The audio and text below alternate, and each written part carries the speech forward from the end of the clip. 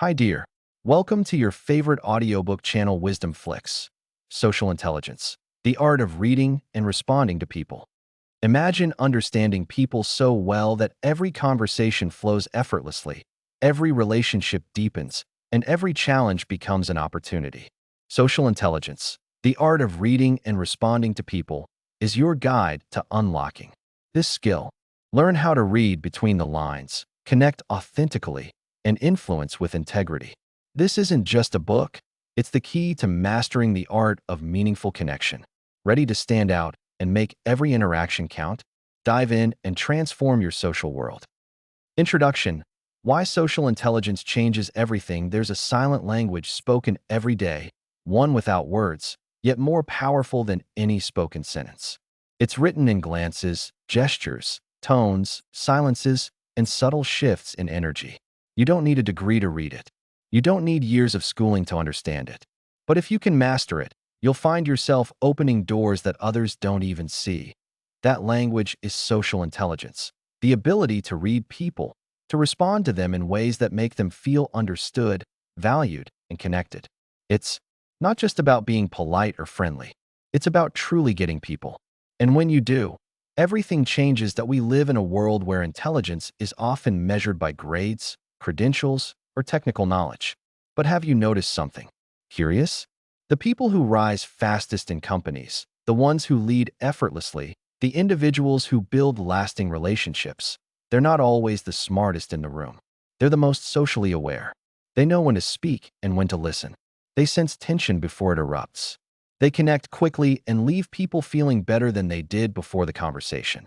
That is the power of social intelligence. That it's the kind of intelligence that shapes first impressions, builds trust, and creates influence. It helps you know when to push and when to pull back. It allows you to walk into a room and feel the emotional temperature almost instantly. It equips you to respond with intention rather than react with impulse. And in today's fast-moving, highly connected world, that ability is more valuable than ever. Think about the last time you felt misunderstood, or the last conversation that left you emotionally drained. Now think about the opposite, the times someone truly saw you, heard you, and made you feel important. Those moments weren't just luck. They were the result of social intelligence in action. Social intelligence isn't a gift reserved for a few charismatic individuals. It's a skill. And like any skill, it can be learned, refined, and mastered. With the right mindset, practice, and tools, you can develop the ability to understand others at a deeper level and respond to them with insight and empathy. This book is your guide to that journey. That will explore what makes social intelligence different from emotional intelligence. We'll uncover the science behind how humans connect and communicate. We'll break down complex concepts into simple, practical strategies that you can use every day in conversations, meetings, relationships, and even moments of silence. Whether you're a leader looking to inspire your team, a professional wanting to sharpen your communication, or someone who simply wants to connect better with people, social intelligence is your key to making a real difference. Because no matter how intelligent you are, if you can't connect with people, you'll always be limited in what you can achieve. But if you can connect deeply, authentically, and skillfully, there's no limit to where you can go. Social intelligence is the edge that turns good into great, ordinary into exceptional, and connection into transformation. And it starts now. Let's begin your journey into the art of reading and responding to people. Chapter 1. What is social intelligence? When you walk into a room full of strangers, what's the first thing you notice? Some people scan the room for a familiar face. Others focus on how they're being perceived, wondering whether they're dressed right, speaking confidently, or standing tall enough. But there's a different kind of person who does something else entirely. They read the room. They notice who is nervous and who is relaxed. They pick up on the power dynamics, the quiet leader in the corner, the dominating voice at the table, the unspoken tension between two colleagues. Without saying a word, they gather information, adjust their approach, and move with ease. People naturally open up to them. They listen, they connect, and they influence. This ability is not just charm. It's not manipulation. It's social intelligence in action. So, what exactly is social intelligence? At its core, social intelligence is the ability to navigate social situations effectively. It's the art of reading people accurately and responding to them appropriately.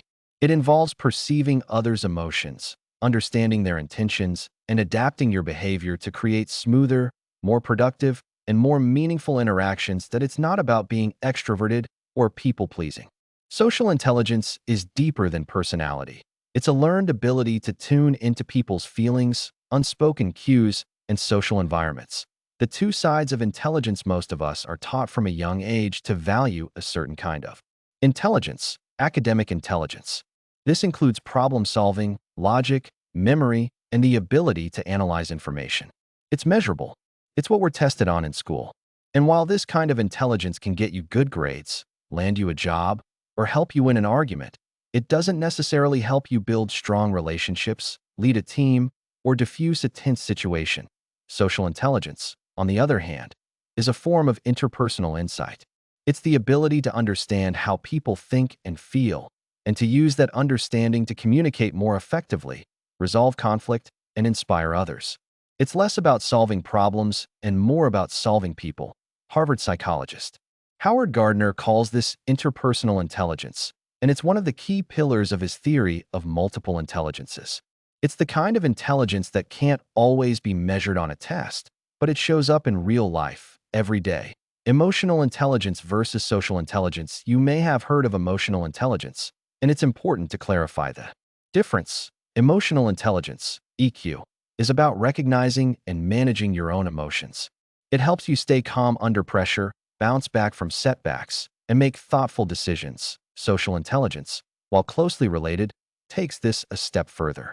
It's about extending that emotional awareness outward, toward others. It's being able to read the emotions, motivations, and social cues of the people around you. It's about knowing what to say, how to say it, and when to say nothing at all. In other words, emotional intelligence is, I understand myself. Social intelligence is, I understand you. And when you master both, you become someone others naturally trust and follow. A story that brings it to life. Let's consider a scenario. Two managers lead similar teams in a corporate office. Both are intelligent, hardworking, and competent, but only one of them consistently earns the loyalty, trust, and effort of their employees. Why? Manager A focuses on tasks and performance. Meetings are structured, clear, and efficient, but there's little room for personal connection. When an employee struggles, Manager A offers advice, but rarely listens beyond surface-level complaints. Manager B, on the other hand, starts meetings by asking how people are feeling. She remembers birthdays, notices when someone is unusually quiet, and senses when morale is dropping. She gives feedback gently but honestly, and her team knows they can approach her without fear. She doesn't just manage performance. She manages people. That's the difference social intelligence makes. Manager B isn't more technically skilled. She's just more attuned to others. And that makes all the difference in leadership, retention, and performance. Why it matters now more than ever in today's world. We're more connected than ever through technology, but ironically, we're becoming more disconnected in real life. Texts replace conversations. Emails substitute face-to-face meetings. Attention spans are shrinking. And yet, the human need for connection hasn't changed. In fact, in this digital age, social intelligence has become even more valuable. The ability to build rapport quickly, sense when someone is holding back, or manage a room full of conflicting personalities is no longer a luxury. It's a necessity, whether you're working in business, education, healthcare, law, or even creative industries. Your success depends not just on what you know, but how you relate to others. Is social intelligence innate? One of the most comforting truths about social intelligence is this. It's not something you're born with. It's something you can build. Yes, some people seem naturally more attuned to others. But neuroscience shows that the human brain is wired for social learning. With attention, intention, and the right guidance, anyone can improve their ability to connect, empathize, and respond. Social intelligence isn't about being perfect. It's about being perceptive. It's not about knowing all the answers. It's about asking the right questions. And it's not about being liked by everyone. It's about making others feel seen, heard, and respected. The payoff. So, what happens when you develop social intelligence? You gain deeper relationships. You resolve conflicts more easily. You influence others without force. You become a leader people want to follow.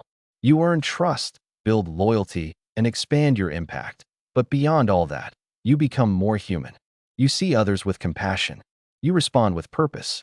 And in a world hungry for connection, you become a bridge instead of a barrier. That's what social intelligence offers.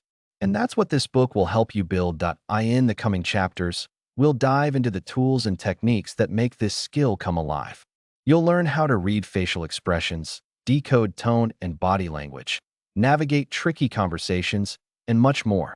Because once you master the art of reading and responding to people, you don't just become more successful, you become unforgettable. Let's move forward. Chapter 2. The science behind social cues. Human interaction is not just about words. In fact, much of what we understand in any conversation comes from something else entirely. What we see, hear, and feel beneath the surface. This hidden layer of communication is made up of social cues. They're the small, often unconscious signals we send and receive in every interaction. A raised eyebrow, a subtle sigh, a shift in tone, a pause that lingers just a second too long. These signals speak volumes, and the more fluent you become in recognizing them, the more socially intelligent you become. But where do social cues come from? Why are we so sensitive to them? And how can you train yourself to recognize them more accurately? To answer that, we need to explore the fascinating science behind social interaction, how the brain processes emotion, body language, voice, and context to form a real-time map of other people's inner worlds. Let's take a closer look. Your brain is wired to connect. Humans are biologically wired for connection. From the moment we're born, our brains are tuned to recognize faces, respond to voice tones, and seek emotional safety. Over time, this develops into a sophisticated ability to interpret the emotions and intentions of others, an ability known in neuroscience as social cognition. One of the key components behind this system is something called mirror neurons. Discovered in the 1990s, mirror neurons are special brain cells that fire not only when we perform an action, but also when we observe someone else doing the same action. When you see someone smile, your mirror neurons light up as if you were smiling. When you see someone in pain, your brain reacts as though you're experiencing a small version of that pain yourself. This neurological response creates empathy. It allows us to feel what others feel, which is essential for reading emotions and responding appropriately. In other words, social intelligence is not just a psychological skill, it's a biological function. The 3 channels of social cues. Every moment you interact with someone, your brain is scanning 3 key channels for social cues: facial expressions, body language, vocal tone. Let's unpack each 1.1. Facial expressions, the emotion decoder. The human face is capable of producing over 10,000 distinct expressions, many of which reflect subtle shifts in emotion. You may have heard of the work by psychologist Paul Ekman, who identified 6 basic facial expressions that are universally recognized across cultures: happiness, sadness, anger, fear, surprise, and disgust. These expressions are hardwired into us, and we're surprisingly quick at spotting them. But here's the secret to mastering facial cues: the microexpression. Microexpressions are tiny, involuntary facial movements that last less than half a second. They often reveal a person's true emotions before they can hide or manage them. For example, someone may flash a brief look of contempt before smiling politely, or their eyes might narrow slightly when they're skeptical. Even though their words sound agreeable, while learning to spot these flickers of emotion, you begin to see what others are really feeling, even if they don't say a word. Point 2. Body language. The silent speaker. Our bodies often speak louder than our words. Posture, movement, and physical space all convey powerful messages. A person leaning in is usually engaged. Crossed arms may signal defensiveness. Frequent nodding could indicate agreement or anxiety. Someone who turns their feet away while speaking to you may be eager to end the conversation. Point 1. Key principle here is congruence, the alignment between what someone says and what their body is doing. If someone says, "I'm fine," but their body is tense and their smile doesn't reach their eyes, there's likely a disconnect between their words and their true feelings. Socially intelligent people are always scanning for that congruence. They listen not just with their ears, but with their eyes. Point 3. Vocal tone. Emotion between the words. Tone is the emotional color of speech. It reveals far more than the actual words being spoken. Think about how many meanings the phrase, "I'm fine," can have depending on tone.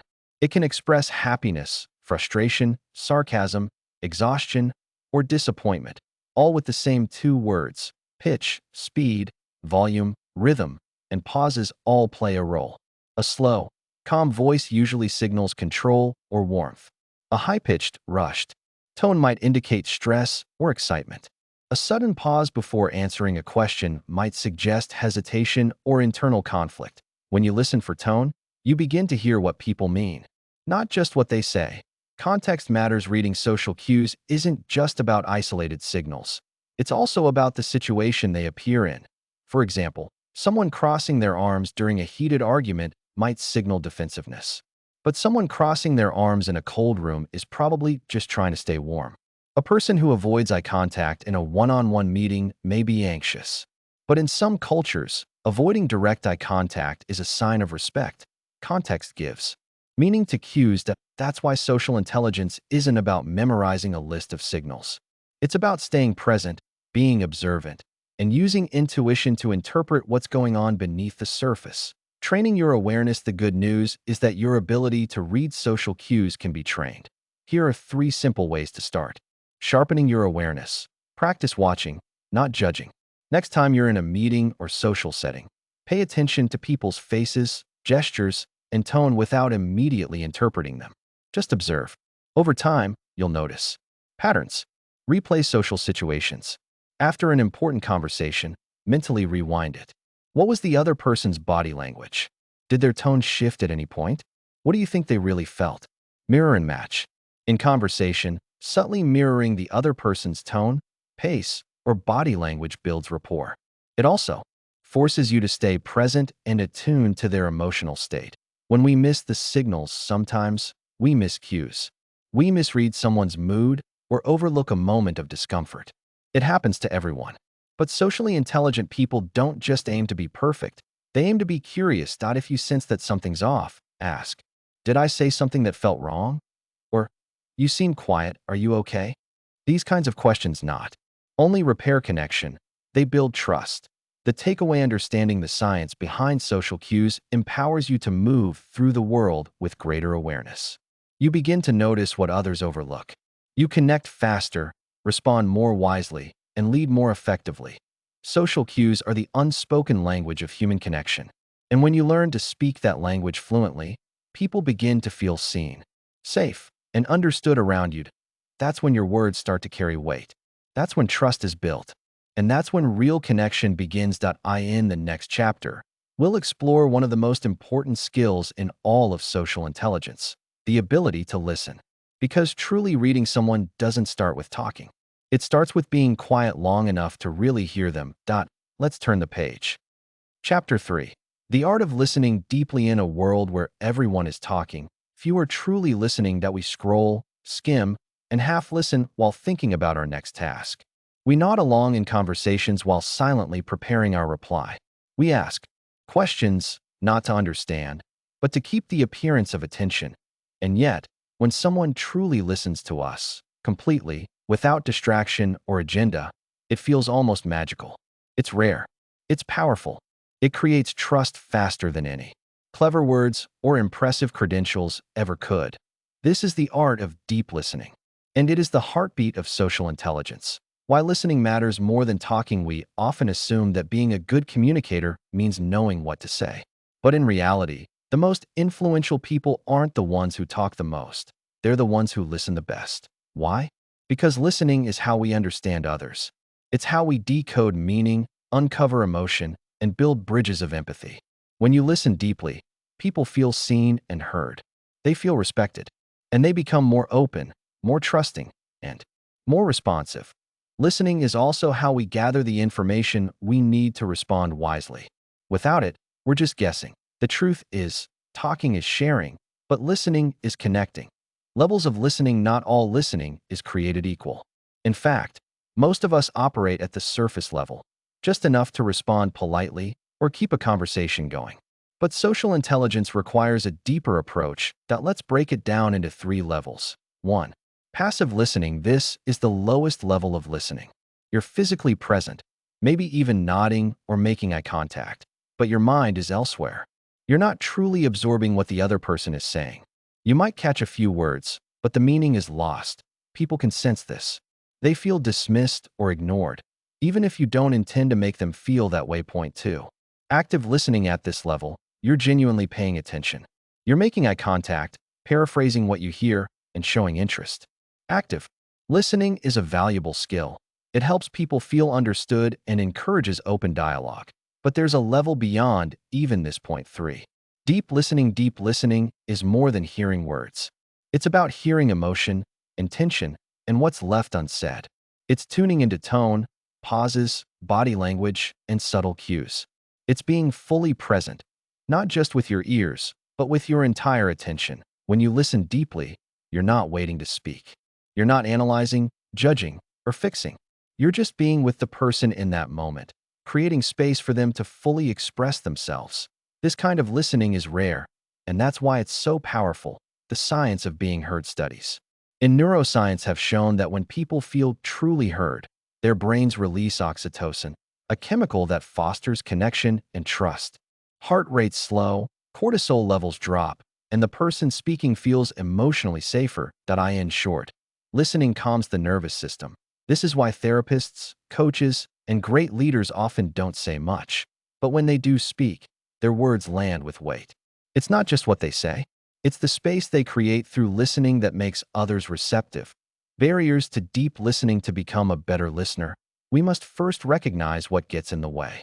Here are some of the most common blocks to deep listening. Distraction. Phones, thoughts, noise. These all pull us out of the present moment. Assumptions. We often assume we already know what someone means, so we stop truly listening. Ego. We want to sound smart, prove a point, or jump in with our story. Problem solving. We listen just long enough to offer advice, often before someone is ready to hear it.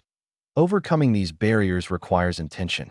It means quieting the noise inside and outside so that we can truly hear. The 4 pillars of deep listening. Let's now explore the practical side. How do you actually listen deeply in a conversation? Here are 4 simple but powerful techniques. To help: 1. Be fully present. Put down your phone. Turn your body toward the speaker. Make eye contact. Let your mind slow down. When you are present, the other person can feel it. Even if you say nothing, presence communicates care. It tells the other person, you matter. I'm here with you. 2. Listen for emotion. Not just content. Words carry facts, but tone and body language carry feelings. When someone says, I'm fine, listen for the way they say it. Are they calm, frustrated, withdrawn? Is their smile real or forced? Are their shoulders relaxed or tense? Social intelligence means listening not just to what people say, but how they say it, and responding accordingly. Point 3. Reflect and acknowledge. You don't need to give advice or solve anything right away. Often, the most powerful thing you can say is, that sounds really difficult. I can see why you'd feel that way. It makes sense you're frustrated. These responses show that you're listening, that you understand, and that you care. They build emotional safety, something that every human being craves. Point 4. Embrace silence. Silence can feel awkward, but it's often where the most honest emotions emerge. When you pause after someone speaks, it gives them room to continue, reflect, or reveal something deeper. Don't rush to fill the gaps.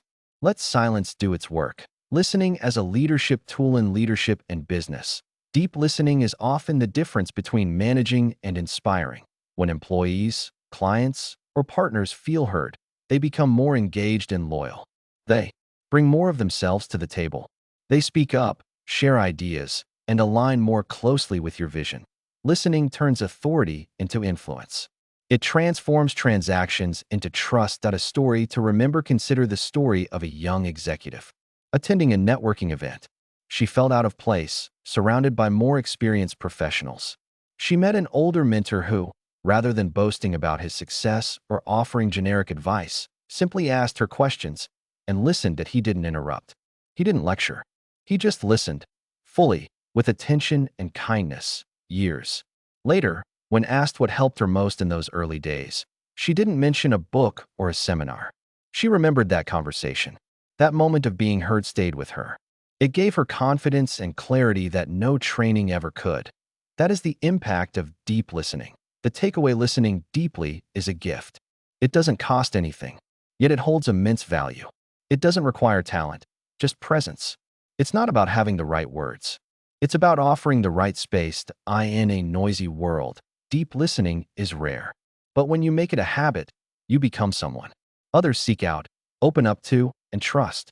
You build stronger relationships, make wiser decisions, and carry a quiet kind of influence that speaks louder than words. In the next chapter, we'll take this awareness even further by exploring how to tune in to the emotional undercurrents in a conversation, how to read not just the words, but the emotional layers behind them. Because reading people isn't just about the facts. It's about the feelings they bring into every interaction. Let's continue. Chapter 4. Emotional awareness in conversations. Every conversation carries two layers: what is said and what is felt.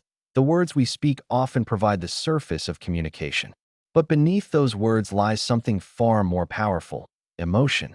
Emotions guide the tone of our voice, the rhythm of our speech, our choice of words, and our body language. In any meaningful conversation, emotion is the undercurrent that drives the interaction forward or pulls it apart. The ability to sense this emotional undercurrent, to tune into how someone is feeling, not just what they're saying, is a defining trait of social intelligence. And yet, it's often overlooked that we're trained to respond to facts, to react to logic, to listen for information.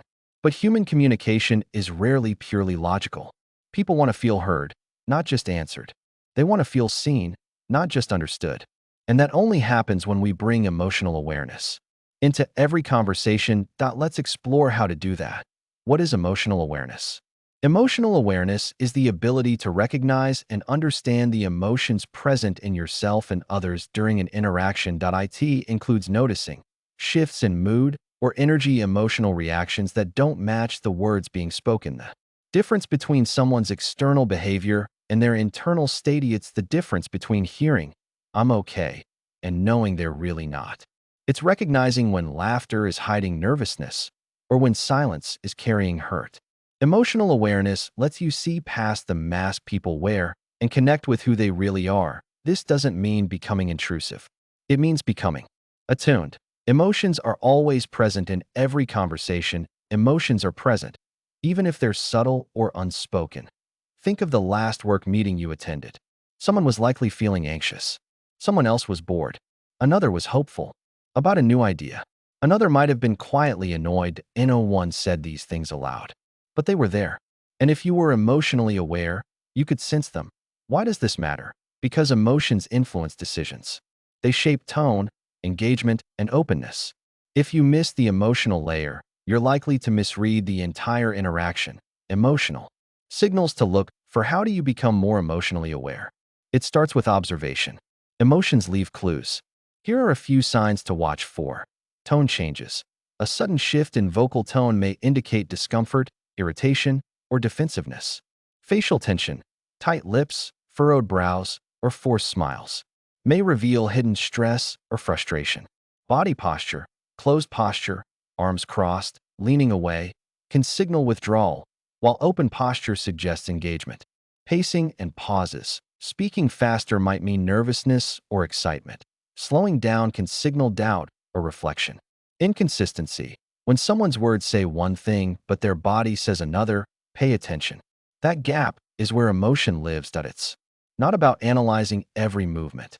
It's about gently tuning into patterns, shifts, and inconsistencies. Reading between the lines. Emotionally aware communicators don't just respond to words. They respond to meaning. For example, someone says, "It's fine, I'll handle it," but their voice is sharp and their jaw is tight.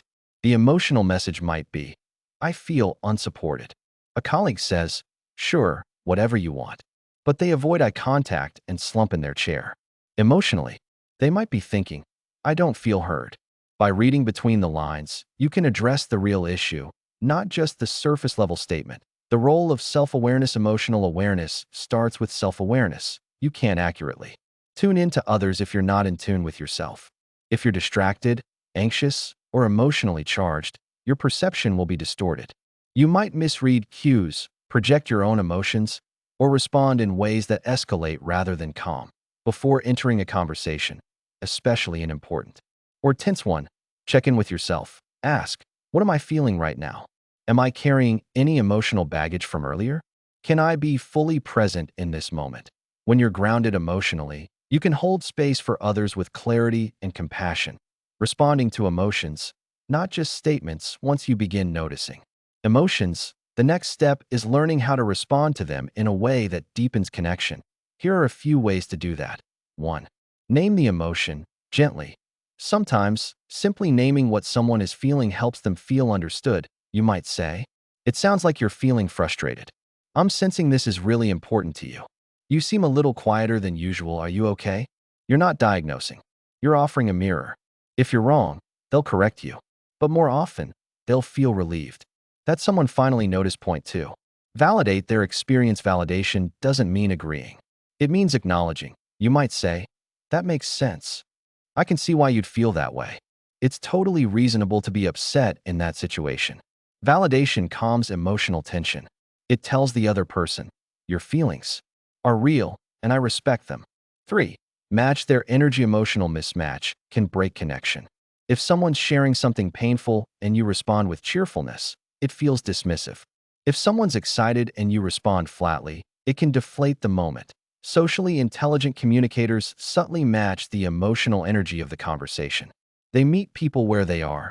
Then, if appropriate, help guide them forward. Point 4. Be comfortable with emotion. Sometimes people cry. Sometimes they get angry or overwhelmed or shut down. These moments make many people uncomfortable. But social intelligence means being able to stay with someone in those moments without rushing to fix or escape. Your calm presence is often more helpful than any advice. Emotional triggers and hot buttons in emotionally charged conversations.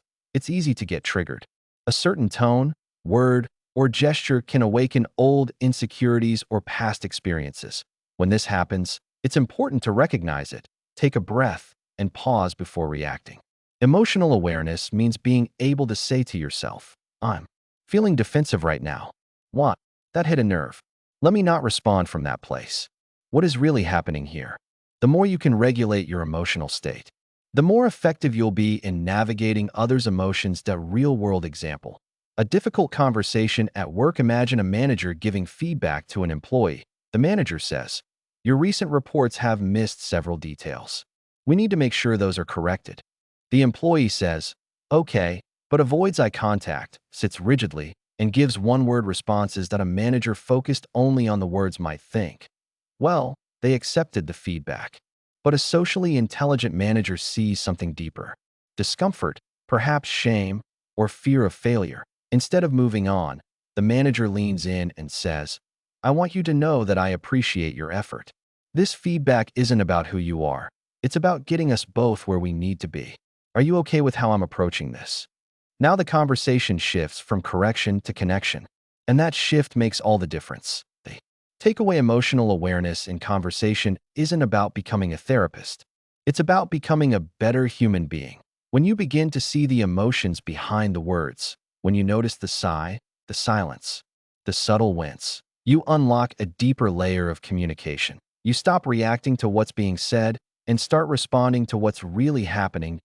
That's the difference between hearing and understanding, between speaking and connecting, between managing people and leading them. In the next chapter, we'll explore one of the most important applications of emotional and social intelligence: how to make a strong first impression. Because people begin reading you the moment you walk into a room, and what you communicate in those first few seconds can shape the entire relationship. Let's keep going. Chapter 5. Mastering the first impression. They say you never get a second chance to make a first impression, and they're right. Whether it's a job interview, a client meeting, or a chance encounter at a networking event, the first few seconds of an interaction can shape how someone perceives you for a long time. But what exactly makes a great first impression, and how can you ensure that you consistently make one that's positive, memorable, and sets the tone for a lasting relationship? In this chapter, we'll explore the powerful psychology behind first impressions, the subtle behaviors that make you instantly likable, and the social intelligence techniques that help you create an immediate connection with others. The psychology Of first impressions, our brains are wired to make snap judgments.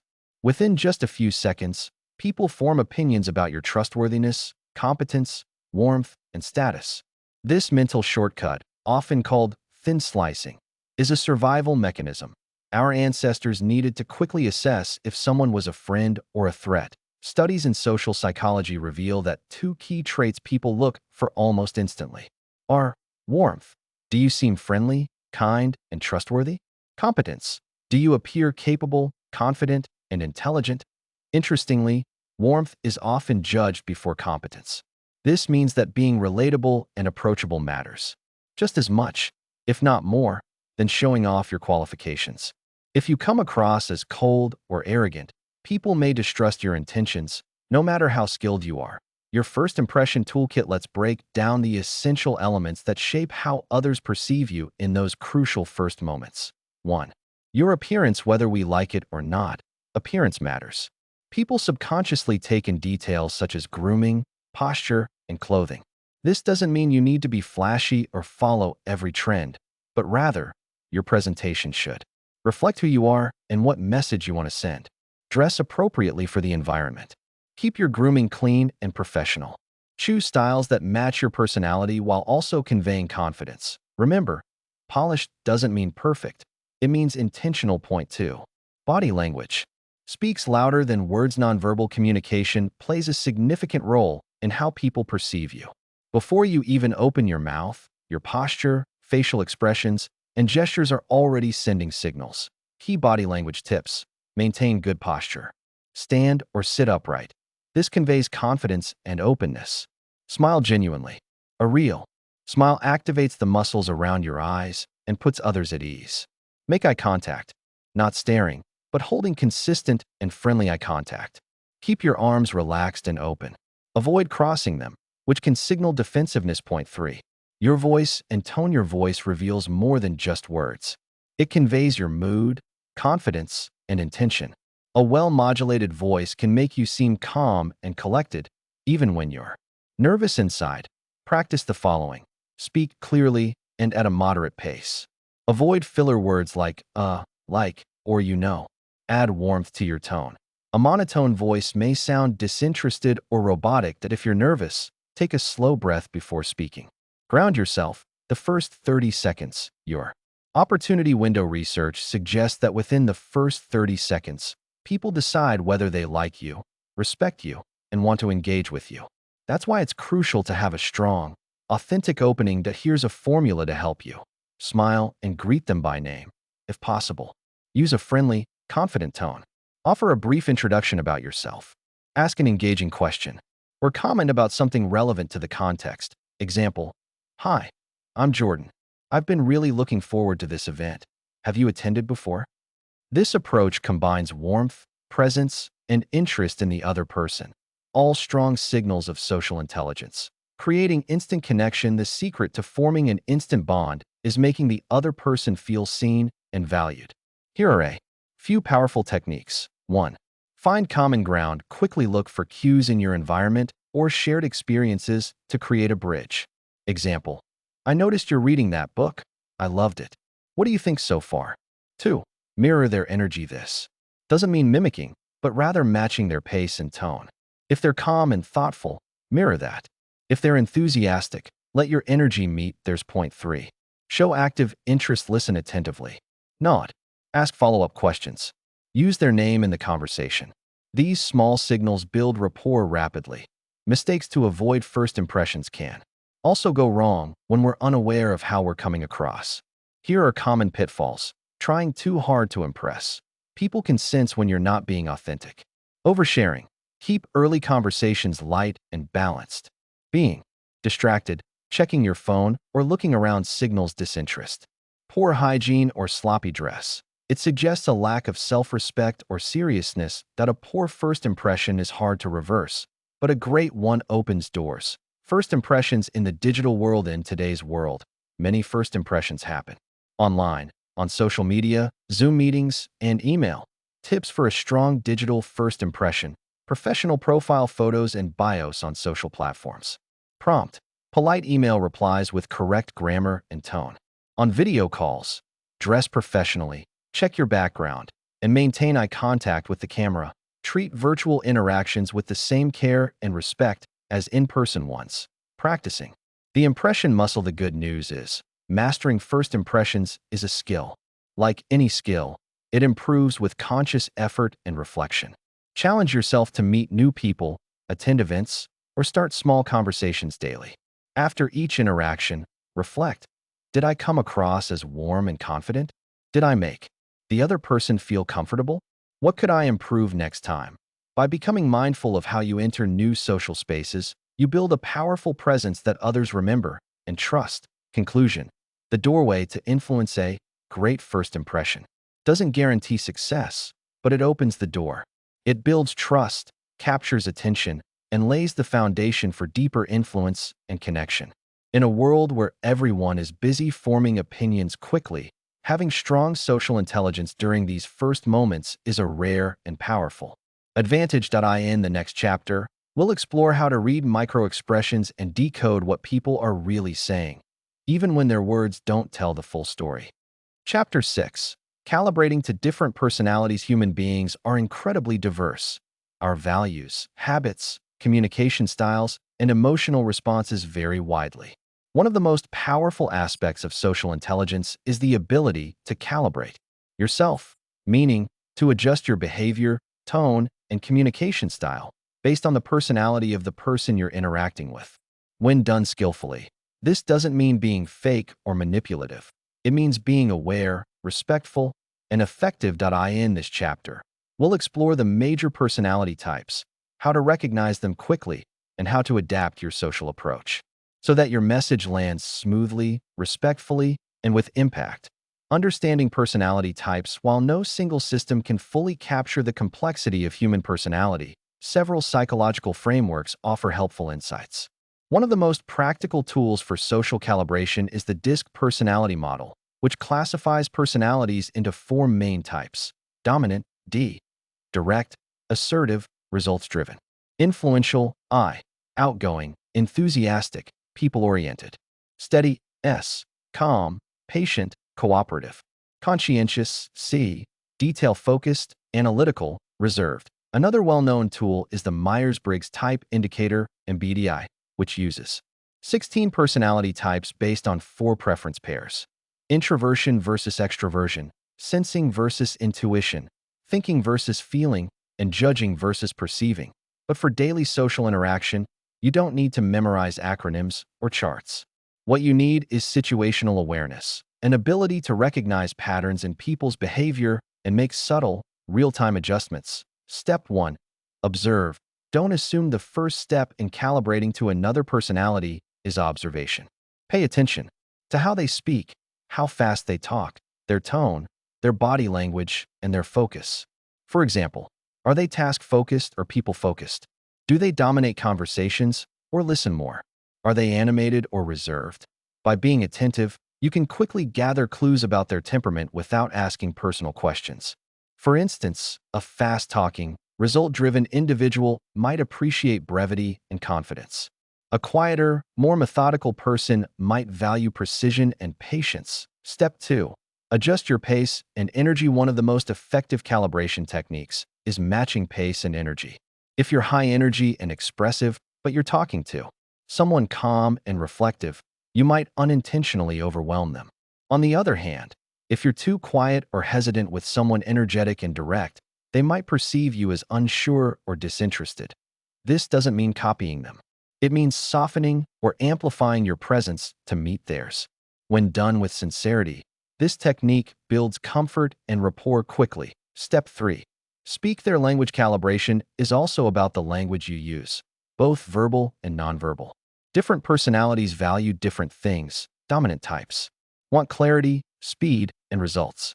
Speak confidently, focus on action, and avoid small talk. Influential types enjoy storytelling, emotion, and enthusiasm. Be expressive and open to spontaneous ideas. Steady types appreciate warmth, reassurance, and predictability. Be patient, don't rush them, and focus on building trust. Conscientious types care about facts, details, and logic. Be precise, don't exaggerate, and respect their need for structure. Adapting your language to their values increases the likelihood that your message will be heard, understood, and respected. Step 4. Identify and respect boundaries. Personality calibration also means recognizing emotional and personal boundaries. For example, an introvert may need more space and time before opening up, while an extrovert may welcome immediate engagement. Pushing someone into a style of communication they're not comfortable with can backfire. Respect is central to social intelligence. Calibration isn't about manipulation. It's about meeting people where they are without losing your authenticity. Step 5. Mirror, but don't mimic. Mirroring is a subtle form of calibration where you match someone's body language, tone, or phrasing in a way that builds connection. This technique can make conversations flow more smoothly, as people tend to feel more comfortable with those who resemble them. But be careful. If it feels forced or exaggerated, it becomes mimicry, which people can detect and find off-putting. Think of mirroring as a light rhythm you fall into with someone, not an act you perform. Step 6. Know yourself. To adjust effectively. To calibrate effectively, you must understand your own default personality and tendencies. Are you naturally extroverted or introverted? Do you prefer facts over feelings, or vice versa? Recognizing your own home base gives you a foundation from which you can stretch when needed. Social intelligence doesn't require you to change who you are. It asks you to expand your range, to be flexible enough to connect meaningfully with people who are different from you. Calibration in action. Real-life scenarios. Let's walk through a few common interactions and how you might calibrate. In a job interview, you notice the interviewer is formal and businesslike.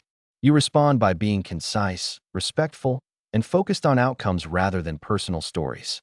At a networking event, you meet someone who lights up when talking about people and stories. You lean into that by sharing interesting experiences and asking about their passions. With a quiet colleague, they seem uncomfortable with big meetings or loud environments. You engage one-on-one, give them time to think, and create space for their ideas. In each of these, you're not pretending.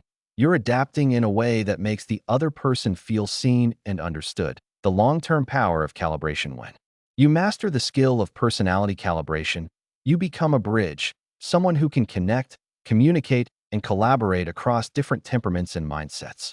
This skill can transform your relationships, your leadership, and even your ability to navigate conflict. In essence, calibration is empathy in action.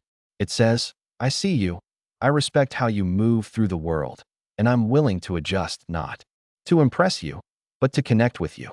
And in a world where misunderstanding is easy and connection is rare, this ability becomes not just powerful, but transformational. Chapter 7. Nonverbal fluency. Words are only one part of communication.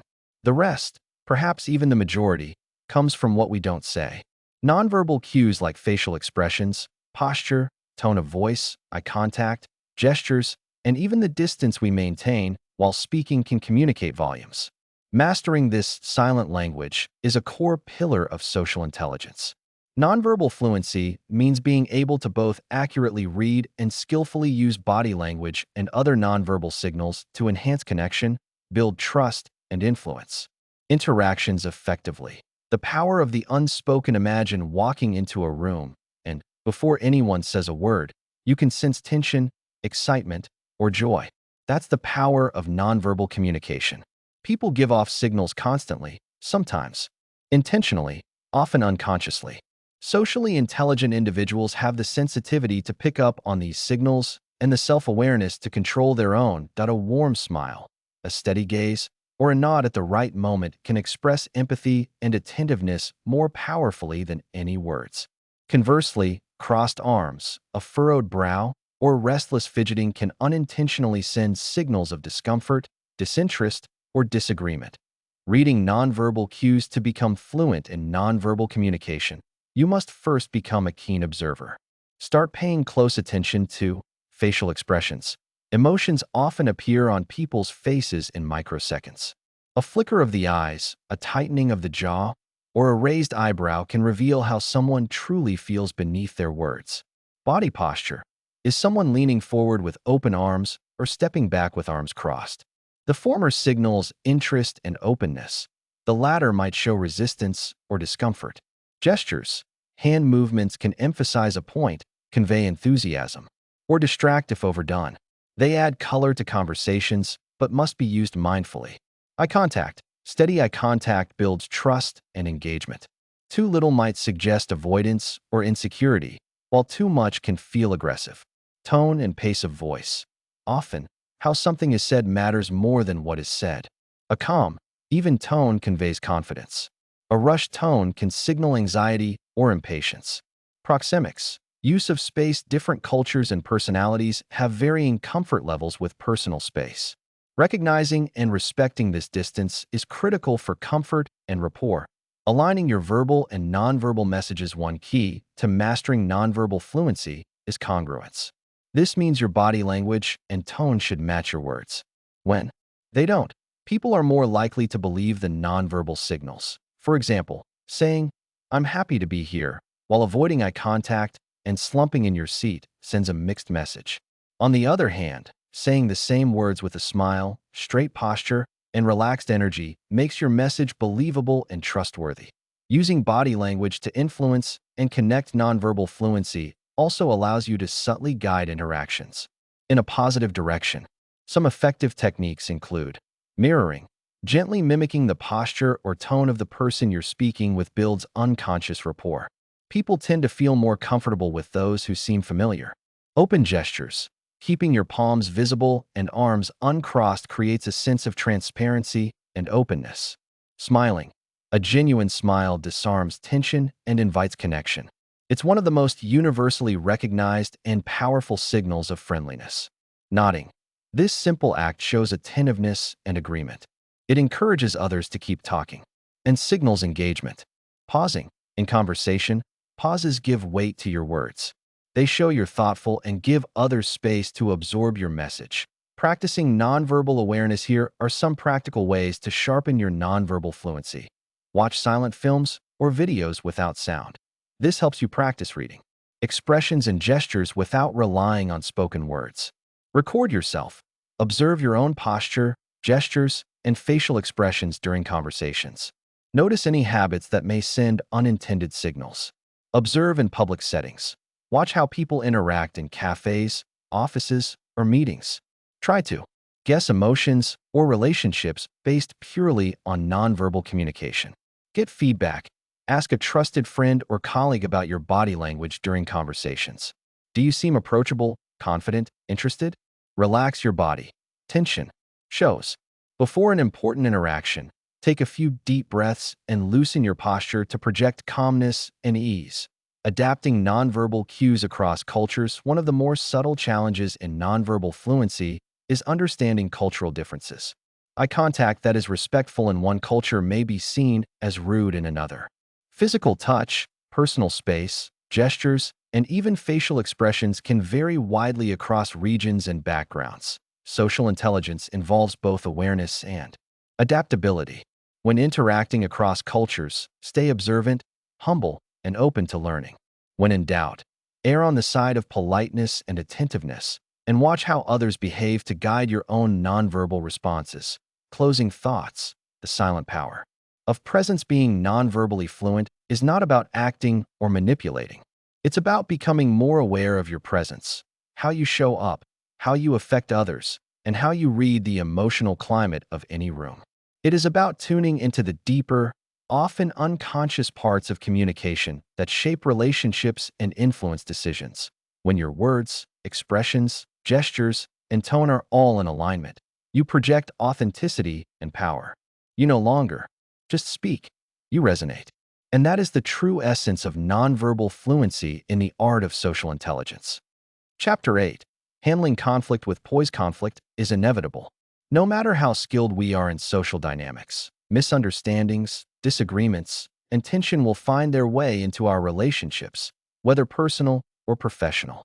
But what separates socially intelligent individuals from the rest is not their ability to avoid conflict altogether, but their ability to handle it with poise, clarity, and compassion.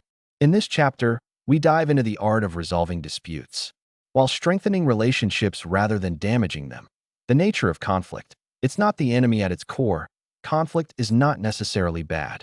In fact, it can often signal growth, the need for change, or deeper engagement between people. Problems arise not from conflict itself, but from how we react to it. Most people either avoid it entirely, escalate it unnecessarily, or suppress it until it explodes later. Socially intelligent individuals approach conflict as a chance to listen, understand, express, and evolve. Why conflict triggers us? Before you can manage conflict, you must understand your own triggers. Conflict often sets off internal alarms tied to ego, insecurity, or past experiences. These emotional responses can distort your thinking and push you toward defensive behavior. Here are some common internal triggers. Feeling misunderstood, fear of being disrespected, need for control, fear of losing face, fear of confrontation. The moment you become aware of these triggers is the moment you take control. When you can recognize what is fueling your emotional reaction, you can slow down, breathe, and choose a more constructive response. Step 1. Regulate before you respond. One of the most crucial skills in conflict resolution is emotional regulation. If you're emotionally hijacked, you can't communicate clearly or think critically.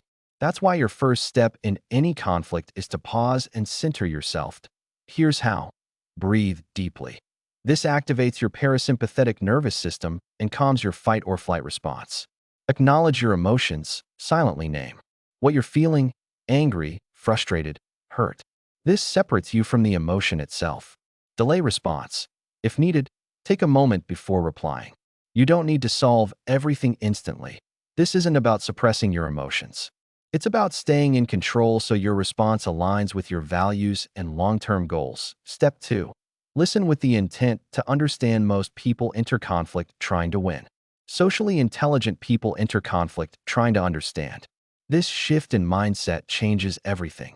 Active listening during conflict includes letting the other person speak without interruption, reflecting back what you heard. So you feel like I wasn't listening when you brought that up.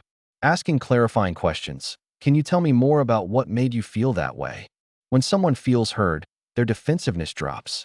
You don't have to agree with them, but when you validate their emotions and point of view, the tension often begins to dissolve. Step 3. Speak assertively, not aggressively. Assertiveness is the art of expressing your needs, thoughts, and boundaries without attacking, blaming, or diminishing the other person. It's a fine balance between passivity and aggression, and it requires courage and clarity. To speak assertively. Use I statements. I felt frustrated when deadlines were missed, instead of you're always late. Be specific and respectful. Focus on the issue, not the person. Avoid exaggerations like always or never. On your part, take responsibility where it's due. Conflict is rarely one-sided. Your tone matters just as much as your words.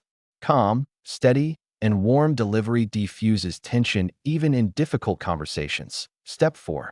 Stay focused on the core issue. Many conflicts spiral out of control because people dig up old grievances, assign blame, or bring in unrelated problems. To navigate conflict effectively, you must stay anchored to the present issue.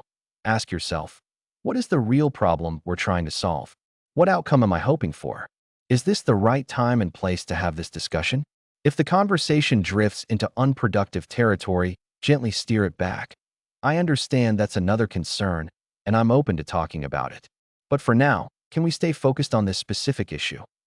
Step 5. Find common ground. Social intelligence means looking beyond personal victory and aiming for mutual understanding. Your goal isn't to win the argument. It's to move forward in a way that honors both perspectives. Here are a few conflict resolution strategies. Brainstorm solutions together. Ask, what would work for both of us? Look for shared values. Emphasize what you both want, such as trust, respect, or collaboration. Be willing to compromise. Flexibility often leads to solutions no one initially imagined. When both parties feel respected, even a difficult conflict can end in a stronger relationship. When conflict doesn't resolve sometimes, despite your best efforts, resolution isn't immediate. That's okay. Some conflicts require space, time, or even professional mediation. But even in those cases, your calm, respectful approach plants seeds of trust that can bear fruit later. In certain cases, especially if the other party is aggressive, toxic, or manipulative, your priority may shift to protecting your peace and setting boundaries rather than finding harmony. Final thoughts. Conflict as a catalyst handled poorly Conflict can fracture trust, hurt reputations, and sever relationships. But when approached with social intelligence, conflict becomes a catalyst for growth. It can deepen understanding, build character, and bring people closer together. In every disagreement lies an opportunity, not just to resolve tension, but to elevate the conversation, the relationship, and your own emotional maturity. When you master the art of handling conflict with poise, you don't just become more likable, you become a true leader. Chapter 9. Reading the room in any social interaction, whether it's a business meeting, a party, a classroom, or a family gathering. The ability to read the room is a game-changing skill. It means tuning into the collective mood, energy, and dynamics of a group before you speak or act. This intuitive sense guides your decisions on what to say, how to say it, when to intervene, and when to hold back. Reading the room is an advanced form of social intelligence that combines observation, empathy, and situational awareness. When you master it, you become not just a participant, but a subtle influencer, someone who understands the unspoken atmosphere and can navigate it gracefully. What does reading the room really mean? At its core, reading the room means perceiving the emotional climate and social dynamics within a group. It involves noticing patterns like who holds the power or influence, how comfortable or tense are people, are there unspoken conflicts or alliances, what topics or behaviors are welcomed or taboo, how is energy flowing, is the room lively or subdued? It goes beyond just hearing words. It's about sensing the undercurrents that shape group behavior. Why reading the room matters in groups. Individual people's reactions combine to create a collective energy. If you fail to read this energy, your message might fall flat, offend, or cause confusion. On the other hand, when you align your behavior and communication with the room's mood, you foster connection, build trust, and often inspire collaboration. For leaders, speakers, and social connectors, reading the room is essential. It helps you tailor your message, manage tensions, and create an environment where everyone feels heard and valued. Key elements to observe to read the room effectively. Start with these key elements. 1. Body language of the group. Look for overall posture and movement. Are people leaning in, showing interest? Are arms crossed or faces turned away, signaling disengagement? Is there nervous energy, fidgeting, pacing, restless movement? 2. Facial expression. Skin faces to gauge emotions. Smiles and nods show approval or agreement. Furrowed brows, tight lips, or blank stares might indicate confusion, disagreement, or discomfort. Raised eyebrows or widened eyes can signal surprise or curiosity. Point 3. Tone and volume of voices. Notice how people speak. Is the tone warm and friendly or cold and clipped? Are voices loud and animated or quiet and hesitant? Are interruptions common, signaling enthusiasm or conflict? 4. Unspoken tensions or alliances. Are there side conversations, people whispering or exchanging looks? These can hint at undercurrents, like conflict, gossip, or strong bonds. Point 5. Energy flow. Is the atmosphere energized and positive, heavy and tense, or distracted and unfocused? Energy often determines how receptive the group will be. How to respond once you've read the room. Reading the room is only useful if it informs your actions. Here's how you can respond. Adapt your message and delivery. If the room is tense, soften your tone, use empathy, and avoid heavy topics. If the room is lively, match their energy with enthusiasm and engagement. If people seem confused, clarify your points and invite questions. Engage key influencers. Identify who naturally leads or holds respect. Engage them early with your message or questions. Their buy-in often spreads acceptance through the group. Use humor carefully. Humor can lighten the mood, but only if it suits the energy and culture of the room. Misreading humor can backfire, making you seem out of touch. Be ready to pause or pivot. Sometimes the room signals that it's not ready for your topic or that tension is rising. Being willing to pause, change subjects, or call for a break shows respect and social awareness. Developing your room reading skills. Like all social intelligence skills, reading the room improves with practice. Observe without judgment. Watch meetings, social events, or even TV shows to note group dynamics. Ask for feedback. After group interactions, ask trusted colleagues or friends what they noticed about the energy and dynamics. Practice mindfulness. Being present and aware yourself helps you pick up subtle cues. Reflect on outcomes. After meetings or events, consider how well your behavior aligned with the room's mood and what you could improve. Challenges in reading the room. Some groups are harder to read than others, especially if the group is large and diverse, making it hard to track everyone's emotions. People mask their feelings well, offering few nonverbal clues. Cultural differences affect how emotions and signals are expressed.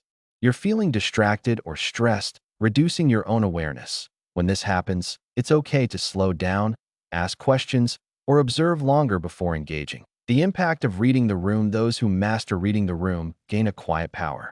The ability to influence group dynamics, foster cooperation, and avoid unnecessary conflict. It makes them exceptional leaders, negotiators, teachers, and collaborators. By tuning into the emotional and social context around you, you create harmony and open channels for meaningful connection. Conclusion: the art of social navigation. Reading the room is an art, a blend of careful observation, empathy, and intuition. It requires humility and curiosity to notice what's beneath the surface and courage to adjust your approach accordingly. As you develop this skill, you'll find yourself moving through social environments with more ease and impact, creating experiences that feel thoughtful, respectful, and engaging for everyone involved. In the next chapter, we'll dive deeper into the critical skill of building rapport quickly and authentically, the bridge that connects social awareness to meaningful relationships. Chapter 10. Influence without manipulation. Influence is the ability to guide others' thoughts, feelings, or actions in a way that benefits both parties. It is a fundamental aspect of social intelligence and leadership. However, influence is often misunderstood or confused with manipulation, a tactic that seeks to control or deceive for selfish gain. The difference is profound. Influence is ethical, respectful, and rooted in trust, while manipulation is coercive and self-serving. In this chapter, we will explore how to develop true influence by cultivating authenticity, empathy, and communication skills that inspire cooperation and positive outcomes, without compromising your integrity or others' autonomy. The true nature of influence. At its heart, influence is about relationship. It is the ability to create connection, build credibility, and motivate action by appealing to reason and emotion in balanced ways. People willingly follow those they respect, trust, and feel understood by. Influence is not about forcing someone to do something against their will, but about inviting them to see value in your perspective or proposal. Why avoid manipulation? Manipulation might seem effective in the short term, but it carries heavy costs. Loss of trust. Once people realize they have been manipulated, repairing relationships is difficult. Damaged reputation. Manipulative behavior brands you as untrustworthy and self-serving. Internal conflict. Acting manipulative often causes guilt or cognitive dissonance, impacting your self-esteem. Ineffective outcomes. Manipulation can provoke resistance, resentment, and passive compliance, which rarely leads to genuine commitment. True social intelligence values win-win interactions, where both parties feel respected and benefit. Foundations of ethical influence. 1. Build authentic relationships. Influence grows naturally when people see you as genuine and trustworthy. Authenticity means being consistent in words and actions, showing vulnerability when appropriate, listening actively and showing real interest, owning your mistakes and learning openly. When people know you have integrity, they're more likely to be receptive. Point 2. Understand others' needs and motivations. Influence requires empathy, the ability to see the world from another person's perspective. Before persuading, ask what matters most to them. What fears or concerns might they have? How can your idea align with their values or goals? Tailoring your message to address these points increases relevance and appeal. Point 3. Communicate clearly and respectfully. Clarity reduces confusion and builds confidence. Respect encourages openness. Effective communication includes using simple, direct language, presenting benefits honestly, without exaggeration, acknowledging counterpoints or objections, inviting dialogue, not demanding agreement. Techniques for influencing without manipulating. Here are some practical strategies to enhance your influence ethically.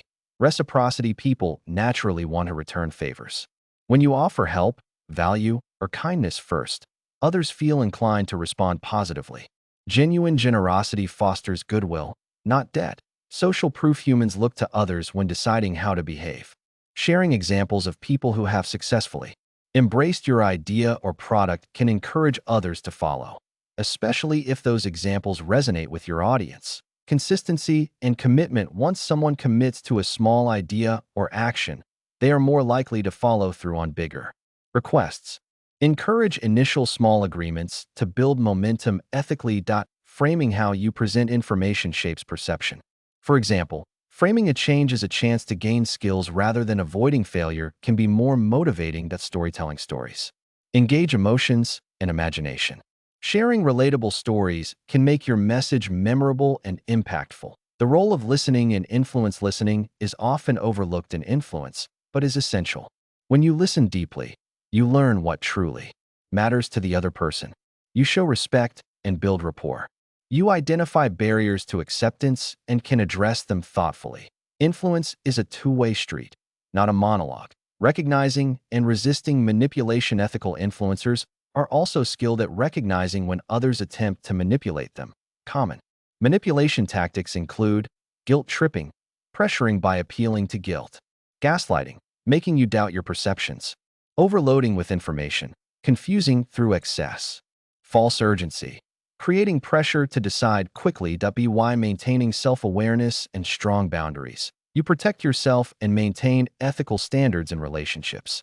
Influence as a responsibility. Influence carries responsibility. Use it to empower others, foster growth, and create positive change, not for selfish or harmful ends. When your influence helps others succeed and respects their autonomy, you create lasting bonds and cultivate a positive reputation. Summary: influence with integrity. True influence is not a tool to be wielded for control, but a skill to be practiced with mindfulness and respect. It depends on trust, empathy, clarity, and mutual benefit. By focusing on authentic connection and ethical persuasion, you become a beacon of social intelligence, someone who inspires rather than coerces, uplifts rather than undermines. In the next chapter, we will explore how to build rapport quickly and authentically, turning influence from a concept into lived, everyday practice. Chapter 11. Becoming memorable in every interaction. In the vast sea of daily encounters, whether brief or extended, standing out as someone memorable is a rare and powerful gift. Being memorable means that people not only recall you later, but also feel a positive impression that influences how they perceive you and the quality of your relationship moving forward. It's a vital skill in social intelligence because memorable interactions create lasting connections, open doors for future opportunities, and foster trust and goodwill. This chapter explores how you can become memorable not by grand gestures or superficial charm, but through authentic presence, thoughtful communication, and consistent social habits. Why being memorable matters. When you are memorable, people remember your name, your face, and most importantly, the experience they had with you. This can translate into stronger personal and professional networks, more invitations, opportunities, and collaborations, greater influence and leadership presence, deeper, more trusting relationships. Conversely, forgettable interactions often mean missed chances and shallow connections. Foundations of memorable interactions. At the core of memorability is authenticity. People are drawn to those who are genuine, sincere, and present. Authenticity builds trust and creates emotional resonance, making you stand out in a world full of noise and distractions. Key strategies to become memorable. 1. Be fully present. Your attention is your most valuable gift. When you focus completely on the person you're with, making eye contact, listening without distraction, and responding thoughtfully, you create an experience of genuine connection. Put away your phone or any distractions. Resist the urge to plan what you will say next. Practice mindfulness. Anchor yourself in the moment. Presence signals respect and value, which others instinctively notice and appreciate. Point 2. Use people's names. Hearing one's name spoken sincerely creates a deep personal connection. It signals attention and respect. Make an effort to remember names and use them naturally. Repeat the name during the conversation to reinforce memory. Connect the name with a mental image or association. People feel special when their name is remembered. Point 3. Tell engaging stories. Stories are among the most memorable forms of communication because they engage emotions and imagination. Share relevant stories that highlight your experiences, lessons, or insights. Keep stories concise but vivid. Include sensory details and emotions. Relate stories to the listener's interests or experiences. A well-told story makes you relatable and unforgettable. Point 4. Show genuine curiosity. Asking thoughtful questions that show real interest helps others feel seen and valued. Avoid generic questions. Customize them to the context. Listen deeply and follow up on their answers. Express enthusiasm and empathy. People remember those who make them feel understood. Point 5. Create positive emotional experiences. Positive emotions stick. Whether it's humor, kindness, encouragement, or inspiration, aim to create moments that leave others feeling good. Use appropriate humor to lighten the mood. Offer sincere compliments or encouragement. Celebrate others' achievements and milestones. When people associate positive feelings with you, your presence becomes memorable. Nonverbal signals that enhance memorability. Your body language, tone, and facial expressions contribute significantly to how people remember you. Maintain open, relaxed posture. Use warm, expressive facial expressions.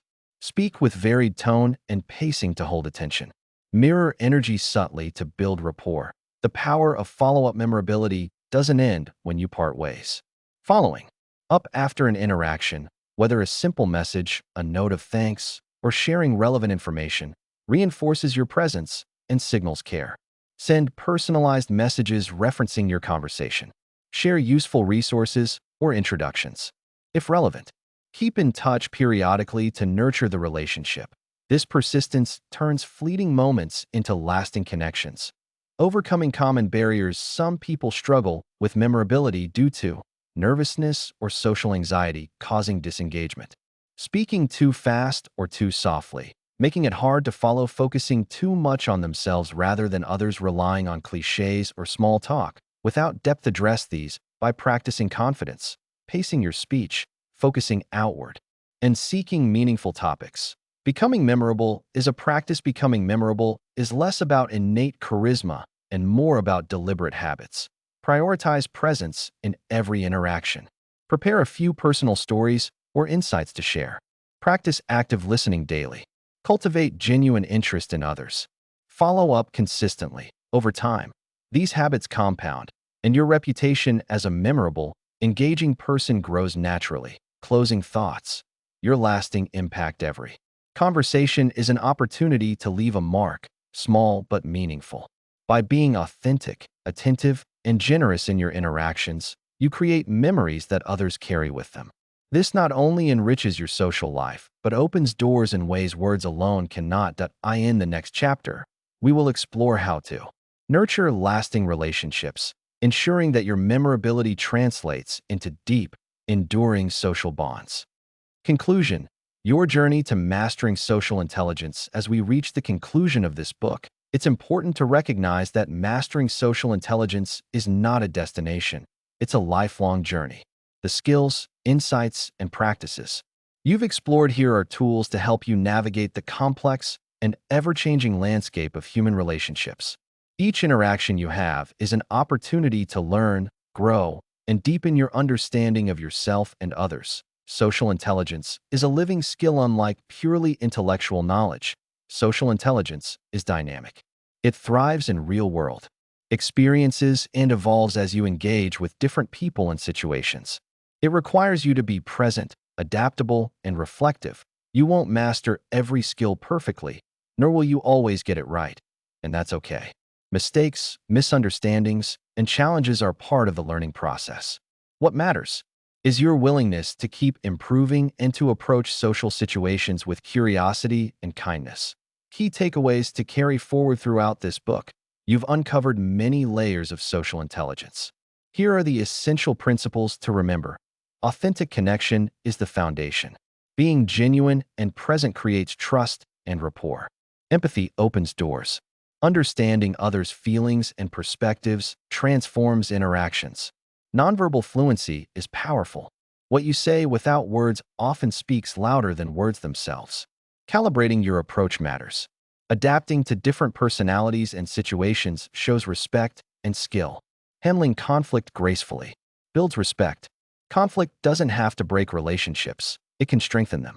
Influence with integrity leads to lasting impact. Persuasion grounded in respect is far more effective than manipulation. Being memorable is about presence and care. Small actions create lasting impressions.